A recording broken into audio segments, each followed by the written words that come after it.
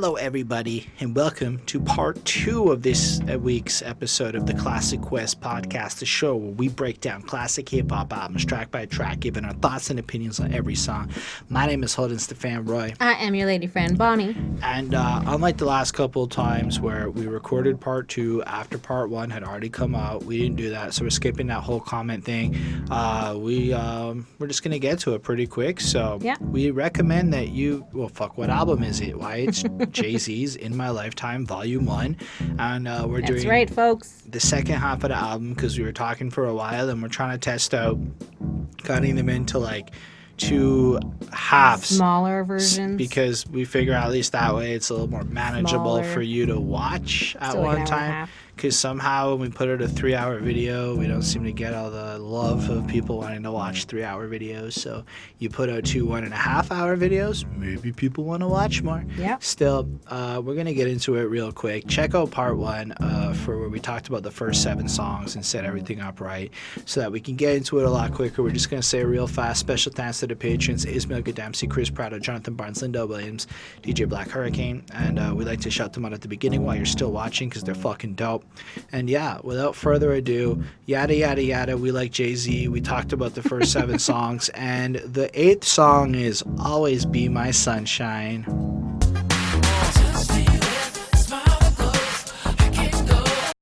I mean, I feel like the album went in a different direction here. What do you mean? This song is less good than the previous songs we've been listening to.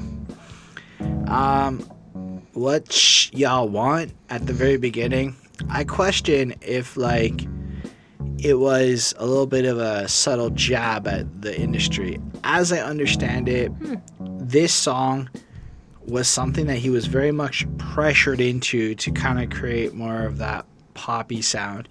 He's gone on record stating that this is the worst mistake of his career in this song. Really? Let's be real. The rest of the song has a depth to it. There's like a purpose to it, a point to it. And then we get random down to ride love song that just doesn't really seem to fit. Like, it doesn't have the same level of like who be in a Japanese restaurant eating sushi, drinking sake, it's me in Miami with the doobie, cutie, smelling like Miyake half. I mean, the rapping's all there, but the beat's a little bit funny to me. I don't know, it's not my favorite. But I think in that intro, he's taking shots like, well, if that's what y'all want, you're going to get the Jay-Z version of this song. Yep. Tits firm like nature, Foxy, Nas, and AZ. Oh, I get it. Because the tits are firm like The Firm, which is, you know, those people that he just listed after. I don't know, it just doesn't feel like the heart and soul of like what we've been listening to is carried over to this song. Where I didn't watch the video, so maybe the music video is good. I didn't really see it, but in general, the whole first verse ends, and I remember going, okay, so there's this one girl that he wants, and she deserves to be his sunshine. Okay, whatever. Then, I don't know who Babyface is, but he does a real generic sounding, hook thing. Touch me with a heart of gold. I can't go a date without my sunshine. And I'm like, that's a lame chorus. Okay, fine. It's just that, like, I don't know, Jay-Z can really be poetic with shit. This is kind of like what I would expect from, I don't know, T-Pain. T-Pain would have written something like this, in my opinion. And then there's the second verse: a year gone by and she's seen things most chicks only hear in songs, keep her going phenom. I'm like, okay, so now they've been dating for a little bit. The girl, Jay-Z's all real and shit, so she gets to see it, and she gets to be rich, and he keeps her all impressed, and other guys want to come through to cheat just to say they slept with his girl, but then, no, Foxy got his back. And Foxy Brown kicks in. I ain't deaf nor blind. They stressing, hating, cause they less than mine. They want to sex me. We chose each other. You acting like you chose me. they oppose you, then they oppose me. And she's like, no, I'm real died to ride. Don't die or ride, whatever. Shut up, Holden. Ride or die? Yeah, that's what I'm trying to say. You doubted me? Nuh-uh. I will never go with those guys because I want you and only you, and we're all together. And then it's the way it's supposed to be. If we ever go broke, would you hit the block for me? Faux show, she replied. And it's like, we just heard her reply, Jay-Z. Eyes open wide. Put that on everything. I put that on my life. And this sounds a little bit more like fantasy, right? Okay. Because, like, everything else was based in Jay-Z's reality. But didn't he just tell us how the reason he doesn't have a girl kid and all this because he can't trust women and shit? Now, after Beyonce comes around, okay, all that crazy and love shit, it was real. Made sense. Yeah. This just kind of feels weird because, you know, the girl, because her verse, and then, if I needed, would you give me your kidneys? For show? That's real love. I mean, yes, but what a weird sign of, like, dedication. Like, if I fuck up my kidneys, can I have yours? Okay. Catch a case, you catch it with me. Okay, that one's a little better. At least, you know, they're doing crimes together, like Bonnie and Clyde shit, you know.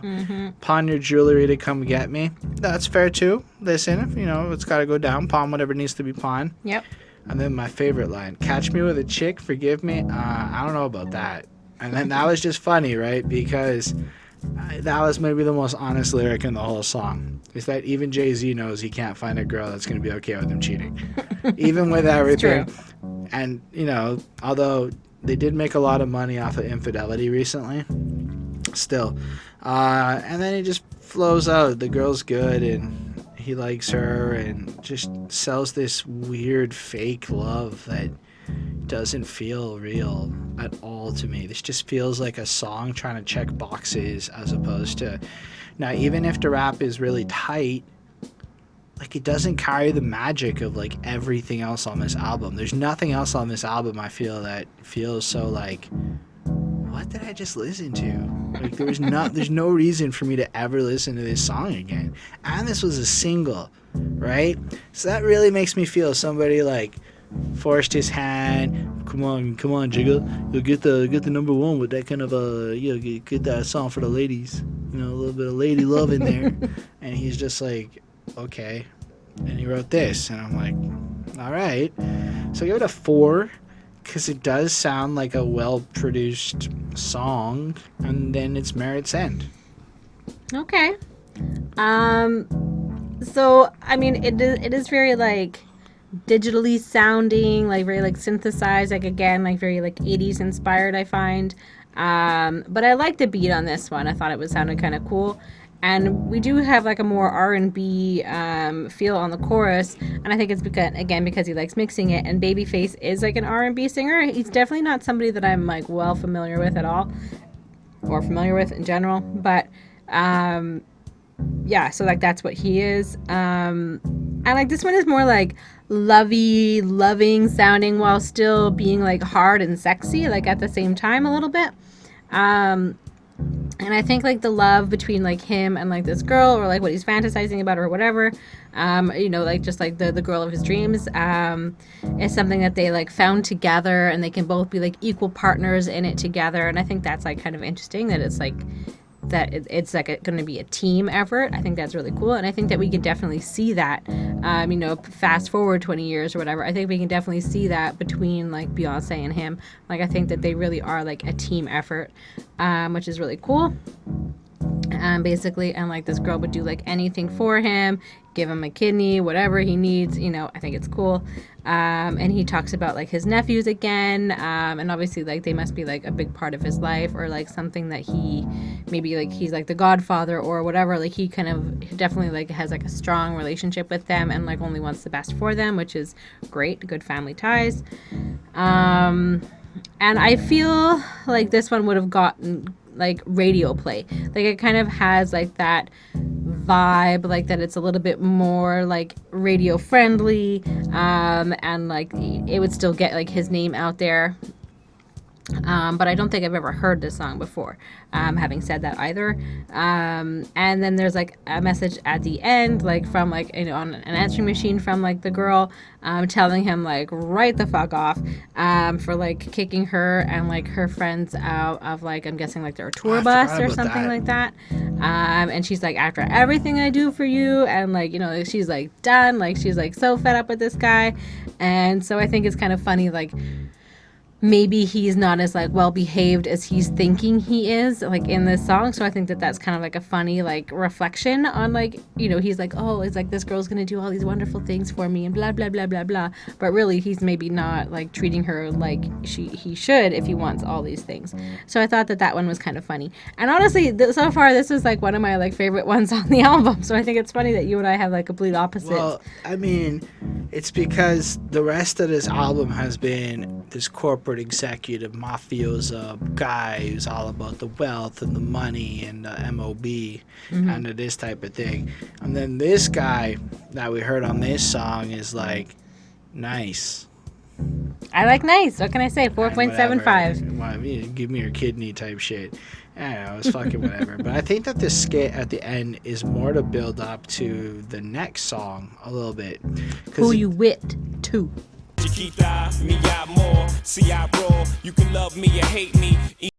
It's like instantly you get some nice less pop production showing up.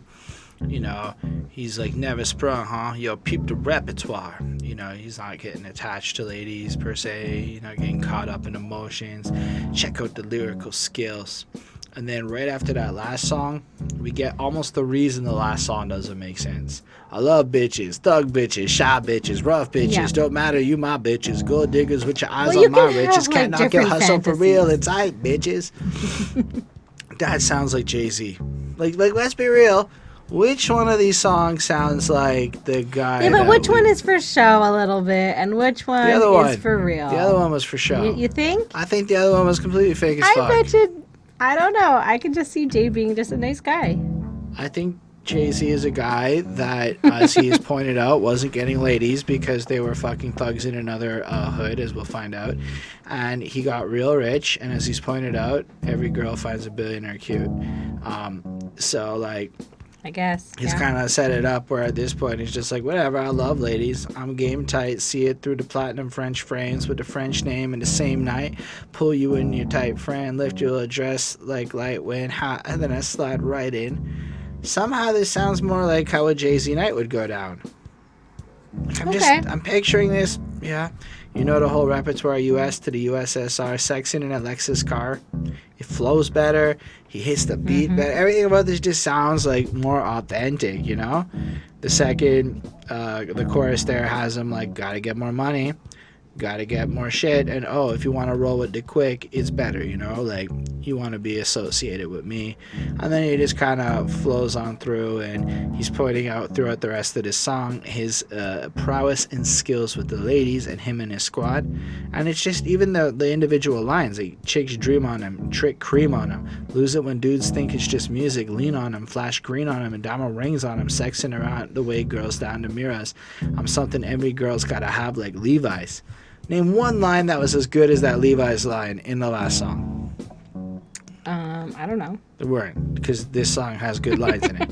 And then it just kind of flows on through, and I feel like you get the sense that he is the hot caliber of what you want to be with. He's also an Indian giver, so he's going to take probably your blowjob and then not eat your punani after, is what I took from that line. Rude. Not what I look like. Giving a chick half my trap, like she wrote half my raps. Yeah, I'm having that. You'd be the same chick when you leave me, the bank book and the credit cards, and take everything you came with. On that note, I really respect it. He's almost like, yo, and I'm not like paying you. You're not like living off of me. You were over here when you came in. We can do our thing, and you will leave the same way that you came out. So I do respect that part of him. Then in the third verse, I do like when he's like, here's something going fine, not at all funny. We taking all your bitches, taking all your money. Jay-Z rated AG, baby, that's all good. Or he's a gangster. He's rolling it through. Yep. I sink the ball in the hole like I'm Tiger Woods. The money was the grass and your ass was a tee. When I hit it with this club, love you coming with me. And it's pretty good. It's pretty well done. Like, where the hell was that when he was trying to be romantic? Oh, he's not very a romantic guy. He knows how to fuck a hoe. Yeah. Those are not the same skill sets for No. songwriting, okay? This one just felt like it made sense. It felt like he wrote it. It felt like it has a good, like, little click. And then you get the little call at the end, which wraps up the whole song and goes, "Oh, I'm so sorry. I missed you. I shouldn't have talked that shit," because she know her place. I gave this track a 4.25 on 5. I really like it. And I like his use of short hooks to focus more on great verses. Yep. So I mean, he's basically saying like he likes all kinds of bad girls, but he's not going to get anything, or they're not going to get anything from him, like he said, like when they split, like, you know, and he's not falling for that. And he's like saying like, listen, like when we're together, you know, like I'll treat you and we'll have a good time and stuff like that, but like you're not going to get anything more from me. But then he talks about like the condom breaking, and he like wants to like bang this girl raw, and then it's kind of like, well, you know, like that's like he's maybe almost not like the best idea. like it's like he's caught up in the heat of the moment and he hopes it'll happen, but Yeah, he knows it. like he likes living a little dangerously, I think. And like he kind of wants to know like if like, you know, whatever girl that he's seeing here is like with anybody else at the moment, and like if he can like have like his turn with her or whatever. And then at the end, we, again, same sort of thing. We have like the message from like the girl, and she's like apologizing and hoping that they can still be cool. Because in the end, like you really don't want to have like a grudge with like somebody like famous and somebody that's like really well off. And like, you know, I think the girl realized that she overreacted, and you know, whereas he can just kind of like move on, get another girl, it's no problem for him. And but I think she's kind of like regretting like what she did. So I mean, I thought it was fine. I give it a 4.2 on 5. All right. The next song has a great music video. It's called Face Off. Okay.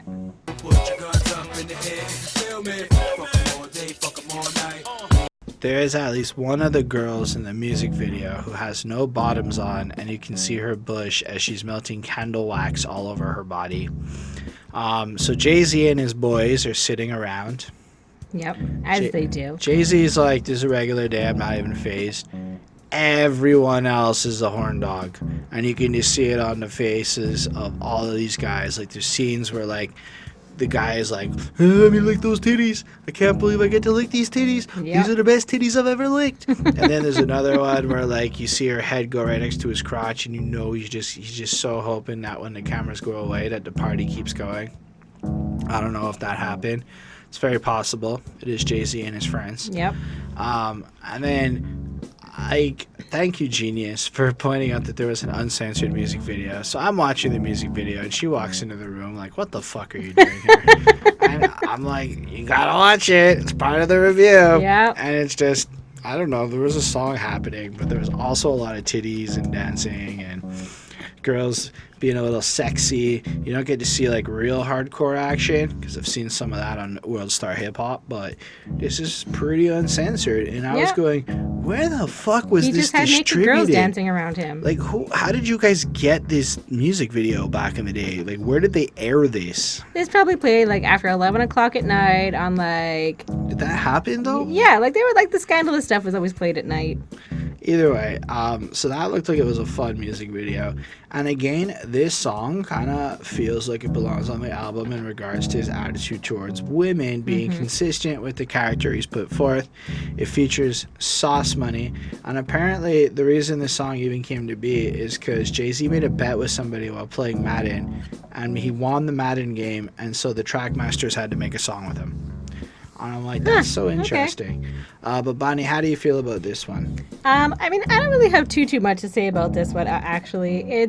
I mean, the music video is what it is. It's, again, like strippers and whatever. It's just like him living it up, right? And so it's just like, so in the song, it's just like him, like, goes out to like their friend's place in Brooklyn and like does what he does there and has a nice beat, and then talks about like how much he loves sex and how he loves battles, and like he's kind of like shouting out like all like his people like in his crews in Brooklyn, like put your guns up if you like to have sex all the time. So it's just sort of like that kind of anthem song. So I mean, as much as like the topic isn't great, the sound of the song is pretty good and pretty nice. So I give it a 4.5 on 5. The sound is pretty great, and they go back and forth like line for line, which I think is pretty cool. And it is pretty top level, but it's anthemic feeling. Like, you really feel like you're gonna get laid if you go to the party and you're listening to this. It doesn't mean you will, but it's the type of shit you're like, I'm gonna get my dick wet, I'm gonna get my dick wet. Put on a song like this, feeling away, get to the party, 88% dudes, and the only 4 girls that are there are boyfriends. You're like, fuck. Yeah. Happened a few times. But yeah, this song just flows nice, man. Yeah, get your guns up, put your guns up. It's on, ladies, know when the sun's up, I'm gone. Fuck them bitches, though. Digits, though. Fuck, now I bring it. Well, know what? All black gat with the Mac out. I take shorty to the rest, blow her back out. She's sundress, throw her back out. Biatch, in and out like a crack house. It's kind of like that throughout the whole song. And it's clever and it's fun, and you definitely feel like you want to be dancing around as you're listening to this track. You definitely feel the vibe to this song. It's got a cool energy. It doesn't really sound like either of these guys were coming in here to like make the most profound music you've ever heard. What it really does do, though, is feel like you're going to have a really fucking good time, and the energy's going to be proper with it, and everybody's going home with a lady. And I think it at least one, preferably 2. I didn't mean that. Then there's the whole third verse flows in. I just feel like there's not much that distinguishes them between shit. It's just okay. It's okay. Flowing wise, it sounds proper. The way they bounce off of each other, it sounds excellent to listen to. Yep. Lyrically, it's one of the least profound songs on this album, but it does have a nice anthemic feel, and I love the energy of it. I could see myself bumping this in the right time. So I give it a 4.35 on 5. And that's all I gotta say about that one. Yeah. Why don't we talk about some real word? Get your shit scarred, fucking with my 6 squad for Marcy. Alright, Bonnie, how do you feel about this track? Well, this one is with Too Short, and I like Too Short, so I was excited to hear what he had to say. This is like kind of like a song about putting your money where your mouth is. Like, you know, what if you're gonna say something, if you're so real, prove it by grinding, prove it by doing what you got to do. And you know, they're kind of saying like, yeah, they have a criminal record, but they're living legit now, and they're still making like boss ass money, and they're not involved with drugs anymore because like they're like real businessmen, and like, you know, they have to like act a certain way to make real money. They have to make, you know, do certain things, and they can't fuck around with drugs anymore. So they're really just like focusing on like making the real financial money moves, the things that will really you know, blow them up and make them have a lot of money and a lot of fame and success, and you know, it'll just be money. Like, they want to have something that's going to sustain them more than just like their rap career. You know, like they need to like be diversified, I guess. So so I gave it a 4.4 on 5. So this is like these guys, you know, and their like kind of financial decisions. All right. First thing, the hook definitely kind of draws off of a Biggie song by the same name. And it got me thinking, like, is Jay-Z using Biggie lines biting? Right? Because you get the biter accusations that'll come around and shit. And you know that, if I'm not mistaken, it was either Ghostface or Raekwon or one of these dudes on their like skit was like taking shots at probably Jay-Z for biting off of other people's styles and shit, or Biggie and them. And there's lots of accusations that go around. And I know that Jay-Z has been accused of taking Biggie's lyrics and repurposing them and making it the hook of your song.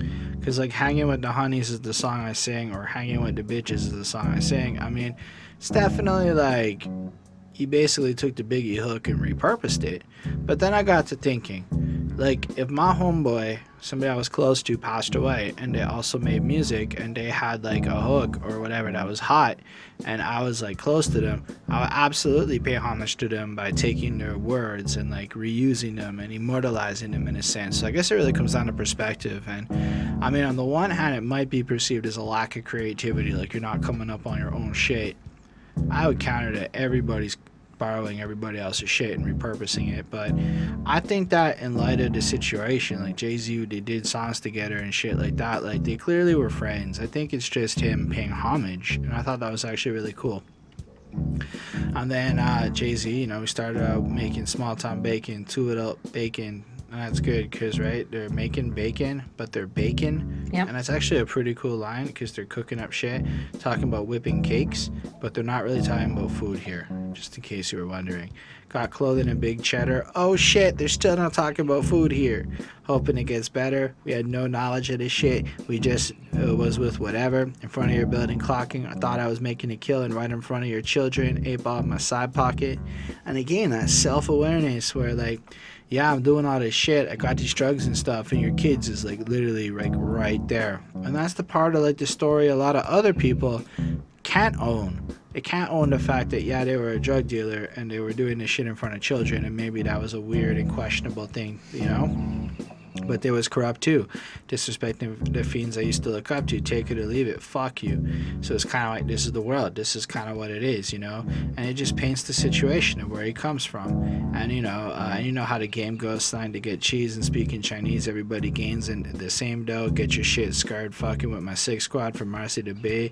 Yeah, we get large because I believe 2 shorts from the Bay. And you know, kind of shutting it out like that, then do the hook, and you get the sense, this is my grind, this is my game, this is how I accomplished it. And then Too Short comes in, and I like this, man. So now you own a record label? I got one too. I'm just like, it's funny because people be talking about how they own shit or whatever. He's like, me too. That's not impressing me much. We on a roll, can't nobody stop our crew. Yeah, that's what I was doing there. You can treat us like convicts, but you know we got records on the shelf and on the charts, the double decker. So you know you got the sense of, yo, we got this money coming in, we got consistent hits. He's like, I'm not a crook, man. All of my money is legit. What, you want to take a look at my fucking books to prove it and whatnot? I know you think I'm selling drugs, but no, the music I'm selling gets treated like drugs, only it's better because I can kind of like keep it all. Plus I know that these, you know, record labels just fucking people, and it's just like in the streets, man, how much you got. So it's like pointing out that there's a serious correlation, just how it all goes in the music industry and how people get treated in the preconceptions against the other version of it all. And then, you know, the third and fourth verses are kind of like they each do a little mini verse. And what I love the most is from Too Short's part where he goes, there ain't no dollar amount that can make me happy. Fine women, a big house, a truck, and a caddy. And if I'm not mistaken, his wife is open to other ladies coming home. So he's got what he wants now. All the good shit, multiple threesomes, marijuanas and stuff. He seems like he's pretty happy with his life, and he keeps making music, and he keeps sounding like Too Short. Like, he sounds like that like on every song I've ever heard him, no matter what decade I've played him in. So he's one of those guys that does not have to change. I also once saw porno back in the day, and it was like Too Short had produced it, and it was his album playing, and it was whatever album. Oh, weird. It was whatever album has the song Blowjob Betty on it. And guess what was happening all 3.5 minutes of Blowjob Betty? Oh, boy. The 3 dudes there were getting their dicks sucked by the 3 hoes. And that was what went on through Blowjob Betty. Makes sense. And as the album progresses, it's basically like an 1.5-hour porno video that plays out as they go through their different scenes, all to Too Short's music. And it inspired me, and I always wanted to do that one day, but I don't think I'll be allowed to. It's hard to find people that will let you do things like that. And then, yeah, you know, Jay-Z is just like, if you ballin', keep ballin'. If you jealous, stop. I want Biggie to rest in peace as well, and Pac. How real is that? And it's kind of like saying, yo, just be legit, be you if you are. If you're not, stop being a hater, figure it out. Meanwhile, let's find love here. Rest in peace to both sides of the coasts, you know? And I thought this was a cool song. I really enjoyed listening to it. I gave it another 4.25 on 5. It's pretty solid. And you know what was touched on in this song that correlates pretty well to the next song? Rap game, crack game. Yeah, the rap game / the crack game. It's kind of the same thing. Promo show, just a breeze, not enough to catch a real vibe. Then we drop a Mac. I'm fairly certain that the Jay-Z and Nas beef is underway at this point, which makes it interesting that Jay-Z samples Nas on this when he goes, somehow the rap game remind me of the crack game. And then I'm pretty sure it's Andre 3000 that says, see, that rap shit is really just like selling smoke. And that's the hook of this song. I never really... Personally, I think it's a little cheeky when your hook is just made up of samples of other people's lines. We see it all over. Yeah. Like, it's not like just Jay-Z just did this. It's all over. Like, this has been done before. It's a little cheeky. It's totally a thing I'm not so into. A great example of it falling apart terribly was the Forever Young song with Jay-Z. But no, this is completely different. That was... I know they're not the same thing. But no, this song's pretty cool otherwise, right? Because... Yeah. I mean, at a certain point in my, like, young YouTube life, at least, I realized that creating these videos is comparable to selling drugs. It's not that different. You create a product, you distribute it to people, and if it's of a high enough quality, you keep them coming back. And the goal is to turn all of you watching this into behind that suit junkies that want to keep watching our shit. Yeah. And that is honestly the goal. And to do that, we can either cheapen our product and dilute it and make reaction videos. And I don't think we can make this any cheaper.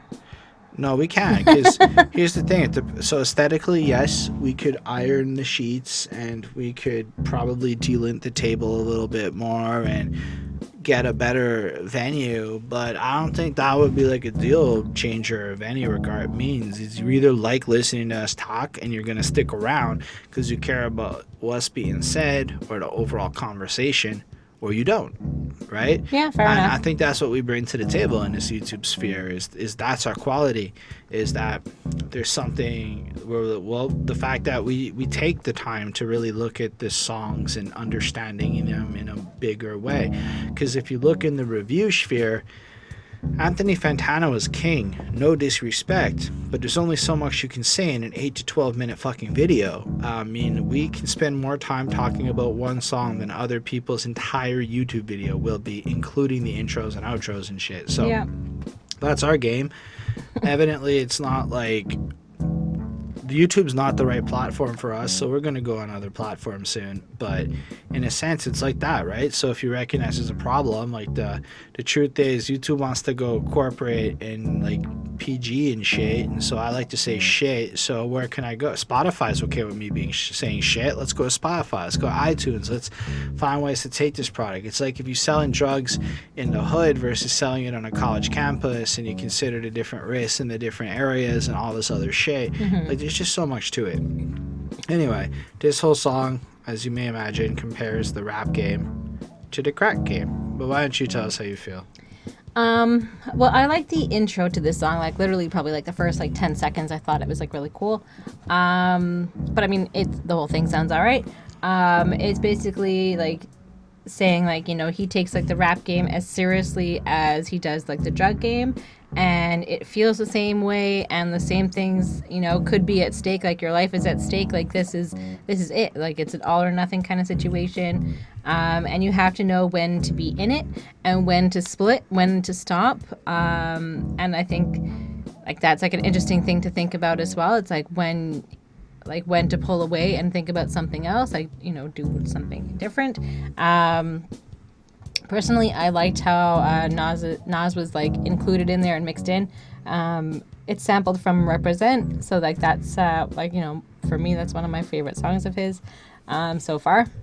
And like they both are kind of saying like the same message, like in that song. Like they're both saying that like the drug game and the rap game are similar, and like the way that you play it is similar, and the way, you know, the things that are associated with it are money, success and, expensive things and things like that, and women and whatever. Like, you're going to get the same sort of thing by doing this alternative thing than doing this criminal thing. So, like, that's something that's interesting that they're both talking about, and they're both New York rappers, and I guess I didn't know that they had, like, a beef at the time, but it's interesting that he was included in this song then.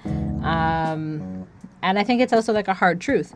And also, I just wanted to point out all of the writers that were on this song. So, and I think it's also just because, like, clips of theirs were included. But Andre 3000, Big Boy, Organized Noise, Nas, C. Martin, Clarence Satchel, James Williams, Marvin Pierce, Ralph Middlebrooks, Marshall Rock Jones, Sugarfoot, Billy Beck, Jay Burks, and Jay-Z. So, like, there's a lot of rappers or a lot of, like, writers that go into, like, making this one song. But, like, hey, if this is what it takes to, like, produce the best album and do what you got to do, like, I don't hate on that. I know people get pissed off when there's, like, a lot of writers included on people's songs like that. But I think that as long as Jay-Z is included in that, then I think that it's different if it's like a ghostwriter or whatever, then that's a whole different story. But if he's included himself and all of their other bits and things, because it is he's making references to a lot of different things, and I think that's also it too.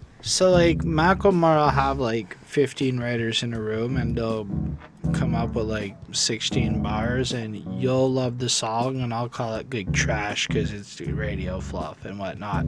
But it's what it takes to make, like, on the other hand, a great song and to make money off of it. I don't think a lot of those credits are because they wrote anything. I think no, but they were featured on the song, a lot of them. So I think that was interesting. Just that. Well, that's what I mean. When you sample somebody, you literally have to give them a writing credit because they technically wrote that shit. So, Organized Noise, Andre, and Big Boy all got their credit just because of that one line. And then I'm pretty sure that Nas or whatever would get his credit for that one line, and then all the other people probably were involved in either the music. But I think it's also interesting. It relates back to, like, what you said at the beginning, like when we did, like, the first half of this, is that you take what somebody has already done and, like, you kind of build on it, and I think that that's kind of what he's doing. I think that there's ways to do that where it's cool, kind of like that Carlito's Way, repurposing it in an interesting way, or to take, like, an obscure 80s song and to redo it in your own way. I think a cheekier version of that is to take two hot lines from other people's song and just use it as your hook. And there's so many hooks, like I said, that have just done that. It's like 4 lines, and it's like, hey, look, all these people agree with me. Yeah, I guess that's the only benefit I can think of it is, hey, look, all these people agree with me. And I'm like, okay. Well, anyways, I gave it a 4.5 on 5. I thought it was good. I really liked it. I mean, you get the same sense of his flow and shit, but I really like how he really correlates it in a direct sense. Like, let my friends know, hey, we got some dope shit, meaning his, like, music. Go on, need a middleman, so we look to the radio. Let him test the product, give him a promo show, just to breeze, not enough to catch a real vibe. And that's the same thing you would do. Like, yo, here's a little taste, take it home, tell me what you think. If you want a little bit more, come back and we'll talk for real. So you go, you give the radio a single, yo, play this shit. People are gonna love it. The radio starts loving the attention. Okay. Then we drop a maxi single and charge him 2 for $5. Ain't trying to kill him at first, building clientele. So, okay, so we'll give you a couple hits for this amount of money, et cetera, et cetera. And then later on, it just blows the fuck up because they slowly secure the clientele. They never move too fast, and they strategically take over the same way you would do with the drug game, so as to not disrupt too quickly to get killed, but also disrupt enough to make your claim. And then second verse just kind of falls on through. My shit's as good as drugs, yell it to the world. They know my shit stretched without the baking soda. Went from an 8 to a quarter to a half to a key. Priorities work wasn't right, so I switched factories. So it's like, well, I used to do that one, didn't really like it. Now I'm doing this one. It's not the same thing to me. I mean, I thought this song was pretty brilliant, really fun to listen to. And then, yeah, I give it a 4.5 on 5. The beat's proper. Everything about it really works. It's short, it's sweet, and it really eloquently expresses the idea that these two industries are the same, and in fact you should treat your music as seriously as a drug dealer treats his crack. Like, I think it's trying to tell people, like, stop treating this like it's a party, because how many people go make music and it's like a party. Like, I know local musicians who it's like yo, the Montreal's local rap scene, we don't throw shows, we throw parties. We throw these things that start late, and it's like everybody's supposed to just get fucked up or something. But yo, the people want a show. They want that motherfucker to start at like 7:38 p.m. They want it to be done by 11:30 p.m. And they want a constant flux of fucking people spitting at them. They don't want to go to a party. They want to go to the party after the show. You know, like, there should be a structure to this shit. And promoters and, in general, the entertainers, they got it wrong. Is what ends up happening is it's basically the same MCs and their posses who show up to the same events, so they all turn it into a little party for these little get-togethers, but it's never really about the audience and the clientele. And you go talk to rappers in Montreal about their understanding of what the people want to promote a good show, and yo, if any promoters in Montreal are watching this, let's have a conversation, dog, because I can break you down exactly what the market with money wants. Or you can keep, like, here's a way to look at it. You don't want the people who are above the age of 21 who can go out till 3 in the morning on a Thursday night. That market isn't as rich as the market that has to catch Latch Metro. Just keep that in mind. Which market has the job, therefore which market has the money. And ultimately, you want to have people showing up to your show who not only can afford the ticket, but can also afford to put $30-40 into the bar so you get that clip of drink money, who can also afford to buy merch off of your fucking artist so that they can make some money. So then if you can set up that environment, you don't have to pay as many people. But instead, nobody goes after people with jobs. They go after, like, broke fuckers who want to be out till 3 in the morning. A vanity metric is having a crowd of people. Like, we went to a show, there were like 45 people there. And of that 45 people, like 15 tops were actual audience members who paid to come to the show. It was just performers and entourages. So, like, when you really look at the situation, it's like, it's fucked up, man. These people do not treat it like the crack game. They treat it like it's some fun, willy-nilly bullshit. Anyway, that's where I'm from. Yep. On cars, catch cases, hoping the judge R&Rs, but most times find they say. All right, Bonnie, how do you feel about Jay-Z telling us about his hometown? Well, I always appreciate this because, you know, you get to kind of, like, understand a little bit more about the artist, and they talk about, you know, their background and where they're from. So he's from the hood, basically, and where it's too scary even for, like, news reporters to go. And, like, there's so much violence and stuff that could be reported on, but it's too scary for anybody to go there. And it's early, you know, he's kind of talking about where he's from, so he's talking about, you know, when he grew up, so it was like late 80s, early 90s, mid 90s, in Brooklyn, and from everything that I understand, everything I've read and seen and everything, like, it was, like, at that time, in that place, it was a scary place.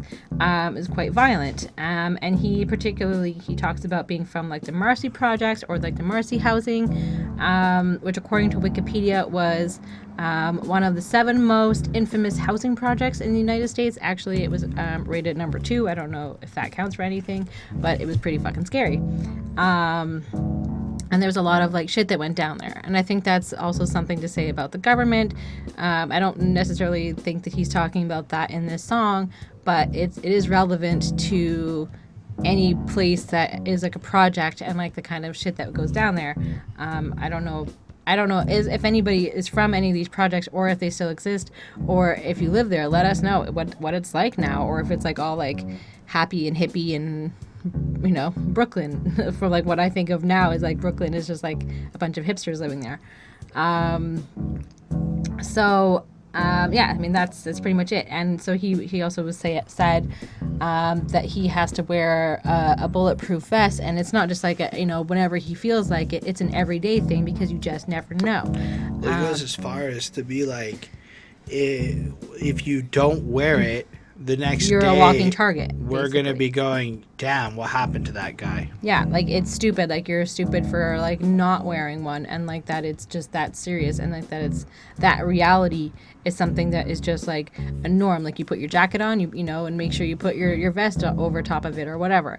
I don't know how it goes over or under or whatever, but you get the idea. And it's just unfortunate, like the real life of these places, like people actually have to live through that, and like that's crazy.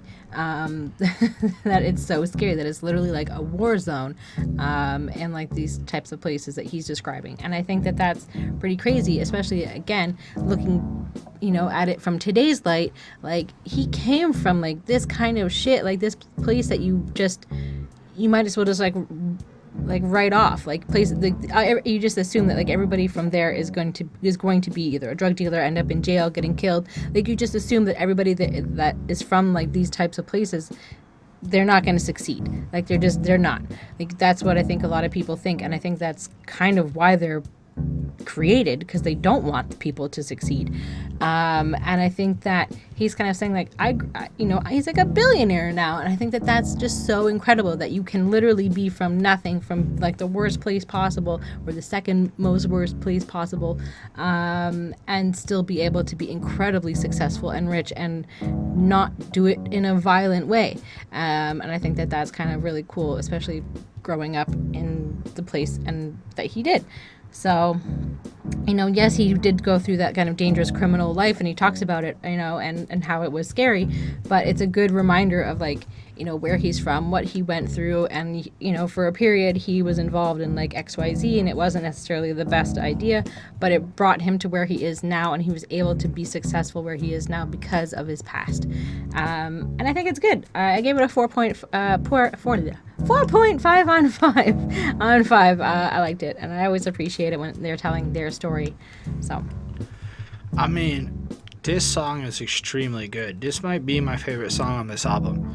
Because, like, right off the jump, it's this context painting. This is my environment. This is where I'm from. But done with this poetic realism. Like, again, Jay-Z is not about sugarcoating it. Yeah. And he's about telling it as honestly as he understands it. So I'm from where the hammer's rung. News cameras never come. You and your man's hung. In every verse in your rhyme where your grams is slung. Vanish every summer where the blue vans would come. We throw the work in the can and run.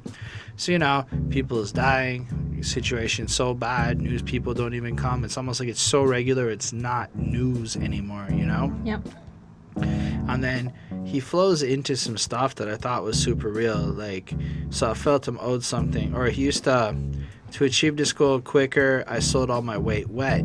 So I found out that means you would sell your crack before it dries so that the water density makes it a little bit wetter. Therefore, you technically make a little bit more profit off the situation. But he felt okay with that because the world was stacked against him. So generally, it was straight up. So since he was owed something because how fucked up the environment is, he was okay with doing, let's say, less good things. And then he describes how, like, ladies in one side of the projects, like, they were like, we don't want to fuck with you because you're grimy. We're going to go fuck those hood guys. And he's like, but I don't get it. They're just as grimy as us. Why wouldn't you fuck me? It's kind of what it was saying there. And then kind of pointed out, like, he's from a place where people will call you on your shit. And if you're not legit, it's a problem. And people will argue all day about who's the best MCs, Biggie, Jay-Z, or Nas. We can add Eminem to that list, and not many more can really be. It's still those guys and Pac. So yep. Tupac, M, and those three would make up many, many people's lists, And it just flows through. He's from Marcy's, where, stars are born. And he's like one of them. Maybe most of them are basketball stars, but he is a star coming from this place. I'm from a place where the church is the flakiest, and been praying to God so long that the atheist, where you can't put your vest away and say you'll wear it tomorrow, then the whole shit. So just off the jump, to feel like God has abandoned you just because of the environment you're in, and your churches are probably corrupt too, and things are kind of fucked up. But then he kind of flows in, and one of my favorite parts is how he questions God at the end. Are you forgiving people who live just like me? We'll never know. One day I prayed to you and said if I ever blow, I'd let him know the stakes and exactly what takes place in the ghetto. Promise fulfilled. Still, I feel my job ain't done. And I'm like, damn, that is what he's doing with this. Like, God gave it to me and let me escape this, so I an exchange and being real with the whole situation, but somehow even telling this truth doesn't absolve anything. It just doesn't feel like I've done enough to make up for like the sins and shit. And you know, just stuff like from I'm up the block around the corner and down the street from where the pimps, prostitutes, and the drug lords meet. We make $1 million off of beats because our stories is deep, and fuck tomorrow as long as the night before was sweet. Yep. And again, it's just like that sense of like we're from the depths of things where, like, you know, if you consider that idea where black males aren't even supposed to live past 25, like what is the point in planning? You know, like what's the point? If we had a good night, that's what it was up for, you know? That's all that matters. Live for the moment.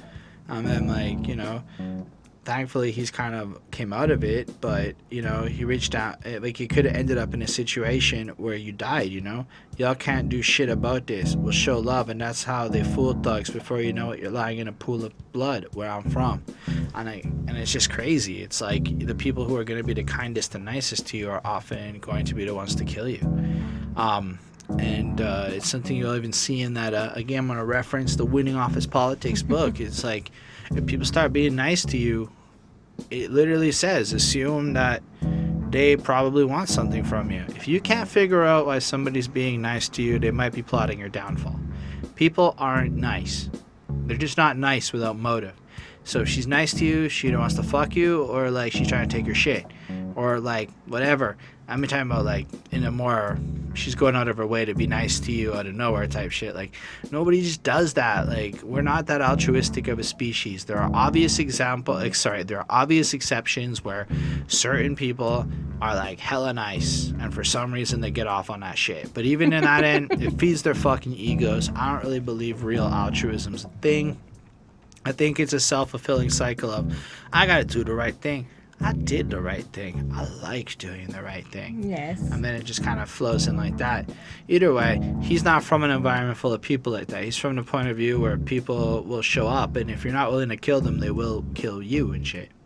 I get a song of 5. It is amazing. It's so good. And he sampled himself on it. And I feel like that's a little bit better. Anyway. One more song on this project, because we're not doing the bonus song. Sorry, just didn't realize it in time. You must love me. Yes, I must. Fucking beautiful, the way things should be. You must love me. So Kelly Price sounds super lovely as she sings. Throughout my life, no matter what I've done, you've been merciful, and your love endureth through all things. For that I am eternally grateful. And I believe she is quoting 1 Corinthians 13:7. And it's a nice way to start this off. The point, we've just got this whole album where, on the exception of the song where he pretends he's in a relationship, everything has been legit, and it's had these flaws, and it's had these certain things. So to end it on this note of, in light of all that, you're forgiven in the eyes of God and shit, you're loved, is such an interesting perspective. Mm-hmm. How do you feel about this song? It's pretty interesting. So there's kind of like 3 stories that we hear about. So the first one is like how he hates that he started selling crack, and like what it did, and how he sold crack to his mother, and I would like to interject that apparently he's on record saying it's a metaphor. It's not actually my mother. Yeah. But anyways, that's what it says. That's what the song says. And so obviously he feels very bad for having done that, you know, and he hates what he did to her, and, you know, for having not maybe encourages, but having, you know, been the one to provide this for her, I guess, and what it did. And then kind of like sarcastically like says to her at the end, like, oh, you must really love me, like, for like what he did. And I think that, you know, like, I think she probably still does. And then in like the next verse, him and his brother, he's talking about how they used to play fight until they got older, and then, you know, things got a little bit more serious and drugs got involved, and he realized that his brother was using, you know, something that was stronger than marijuana that he kind of talks about. So obviously maybe It was on crack. Yep. And like how, you know, violence happened because of that. And then he shot his brother in the shoulder. That's not just violence. Yes, I was going to continue on with that. And yeah, so he shot his brother, and then he like ran away from him, and he didn't want to deal with it, and so like that was kind of like a shitty thing to do. and this actually happened.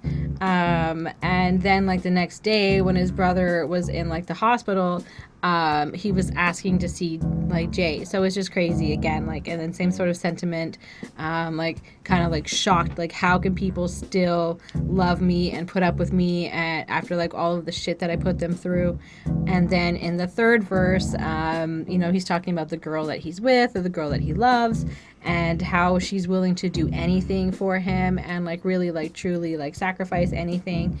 And he gets her to like travel and deliver drugs, and by like strapping them and like taping them to like her body, and so to fly like, you know, and go through the airport. And obviously this is, you know, 1997, so it's pre 9/11, so things are a little bit more allowed, I guess, when it comes to air travel. Like I remember growing up, I feel like every kid got to like go up to like the cockpit and like hang out with like the pilot in the front. Like I remember doing that when I was like a kid, like, and I feel like that would just be like absolutely forbidden now.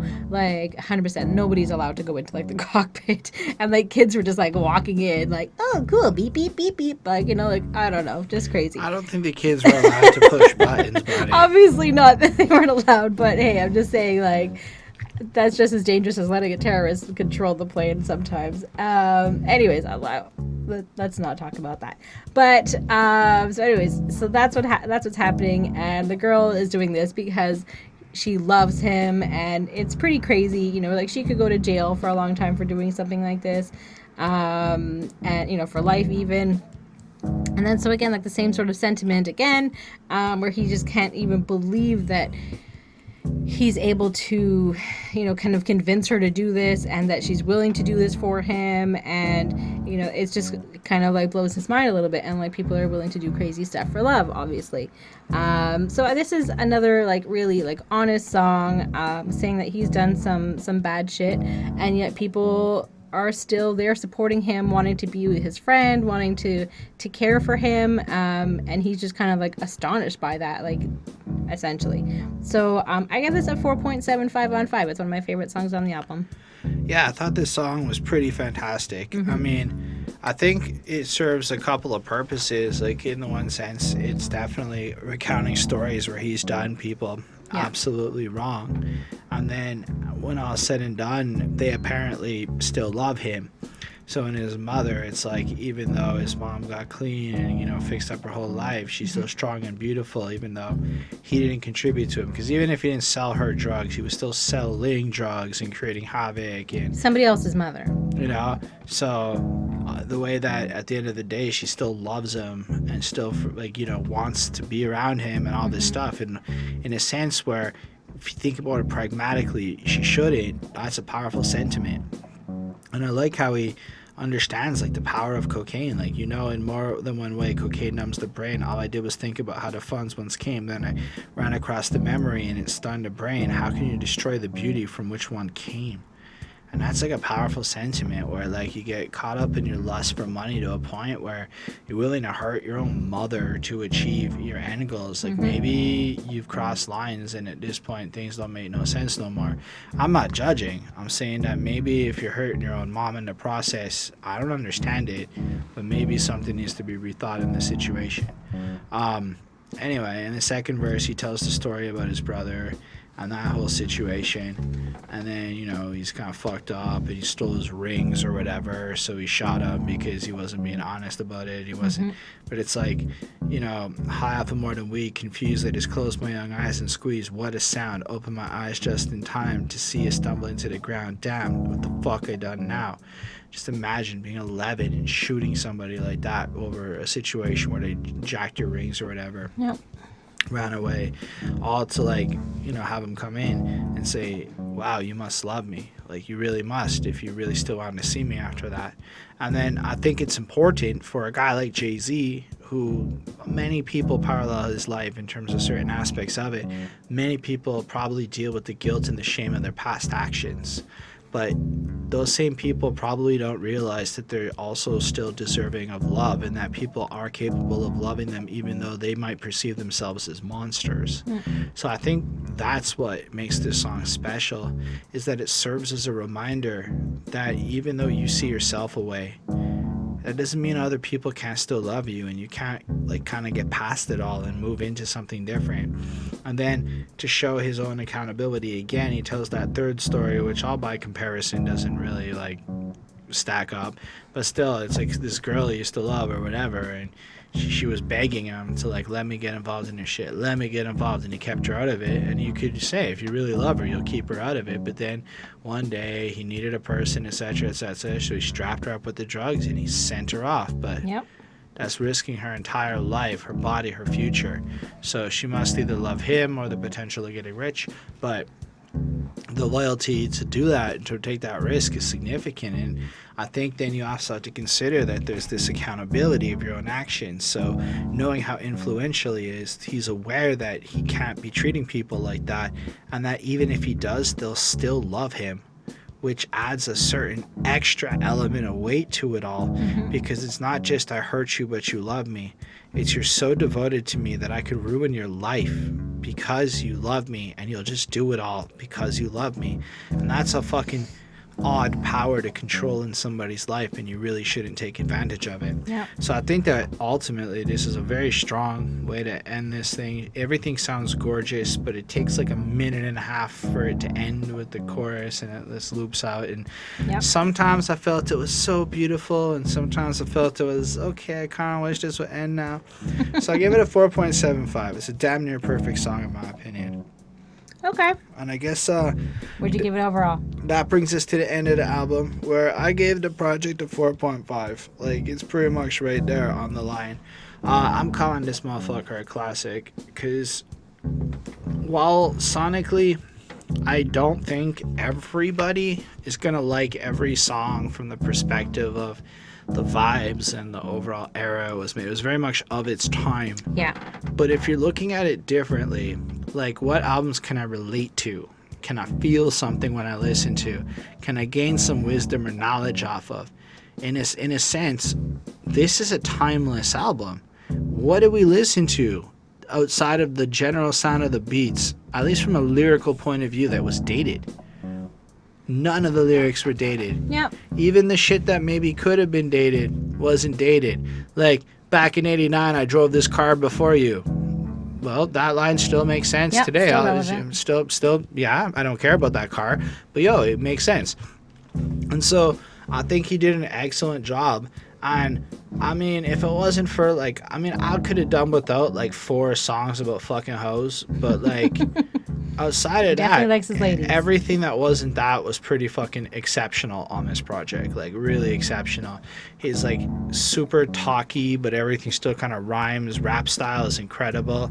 The depth and the wisdom and the subject matter, like he's clearly already trying to lay down the blueprint for how life is supposed to work. Like, hip hop is supposed to, according to KRS-One, have a degree of conscious elevation, where like part of what you should be doing with the music is to raise the awareness of the people listening to it. And I think Jay-Z is definitely a guy whose mission is kind of just to do that. So I really like this album a lot. I kind of wish he was rapping like this over the modern beats. I'm not to say that I'd have to revisit 444, but like when I think about the shit that he was doing when I was coming into an adulthood, it wasn't as fresh as this. Right. I mean, yeah, I gave this album a 4.35 on 5, so that's an 87%. So, I mean, technically it's still a classic album, but for me, like, I don't know what it is. I really want to like Jay-Z. I go in with such high expectations, and then it just doesn't necessarily quite get there. But like, he's still a really cool guy, and I think everything about him is like really interesting.